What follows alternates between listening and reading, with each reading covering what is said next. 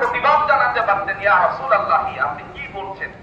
ওমর তো আসতেন আপনাকে মারার জন্য, আপনি বলছেন আসতে দিতেন না, এটা বলতে পারেন না, বলতে পারতেন না, বলতে পারতেন, কিন্তু বললেন না কেন?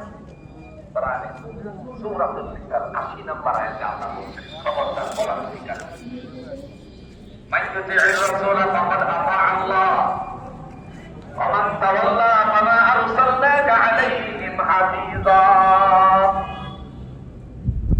যারা আমার নবীর হুকুম মান্য করলো তারা আমি আল্লাহর মানে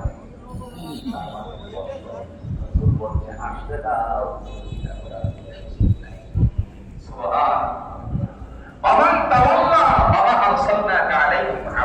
যারা আপনার বিরুদ্ধাচরণ করে তাদের জন্য আপনাকে আমি রক্ষণাবেক্ষণকারী করে পাঠাই। রাসূলের কাছে আসছে, এসে বলেন আল্লাহর হাবিব আমি আপনার সম্পর্কে বুঝি, আমার কালিমা পড়িয়ে মুসলমান বানিয়ে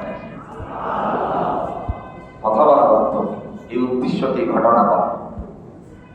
খাত্তাবের সন্তান ওমর রাসূলকে মারার জন্য রওনা করেছিল, আর পাঠাইছিল কে? আবু কথা বলেন না কেন? পাঠাইছিল কে? আবু জাহেল। আবু জাহেলের উদ্দেশ্য ছিল জমিন থেকে খতম করে দেওয়া। তার মানে স্পষ্টতর হয়ে গেল ইসলামের মানুষকে যারা খতম করে দিতে চায় তারা হলো আবু জাহেলের সাল্লি ফাল্লি। যারা ইসলামকে গ্রহণ করে কালিমাওয়ালা হয়ে যায়, তাদের বিরুদ্ধাচরণ যারা করে তাদের জমিনের